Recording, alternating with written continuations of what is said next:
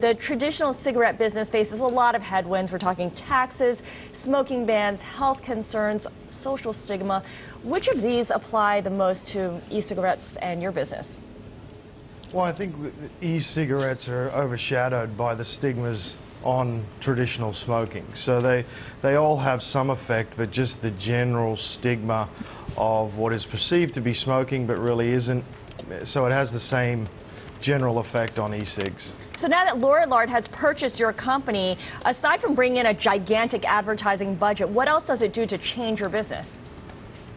Well, what Lorillard brings is a tremendous amount of experience and resources to an already fantastic company, and particularly in the area of FDA regulations and regulatory help and legal help, which is huge and will be even a bigger factor in the coming months. Jason, I'm sitting here smoking an e-cigarette, and as I did, our guest host Bill Rudin leaned back because he didn't want the smoke to get in his face. This is, again, what's got to be sold here. Goldman Sachs says the goal is to get from 1% to roughly 10% of sales. So I smoke the smoke, and Bill Rudin leans back. What's in the smoke? What's in the vapor?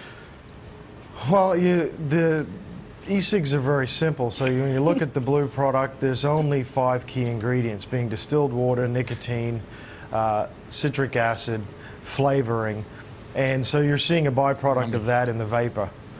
Most likely the nicotine's all absorbed by the smoker, and so very limited constituents in what's exhaled. As I look at Tom puff away on his e-cigarette, these are battery-operated devices that come with different chargers. It's more gadget than anything else. Jason, I wonder, are the margins on e-cigarettes similar to something like a cheap mobile phone? No, the margins are very similar to cigarettes, and I think as you see the market grow, margins will become better simply because of the sizes in production. So the margins are there now, and I think they'll continue to grow as the market grows.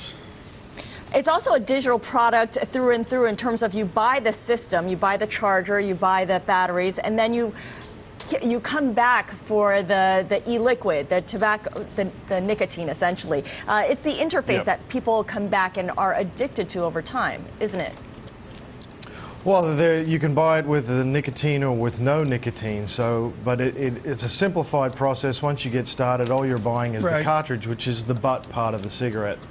Jason, when I look at this, I look at the cultural change in that somebody smokes, say, Camel Lights, or they smoke Marlboro, or maybe if you lived, you did a year in France, you smoked Chatons.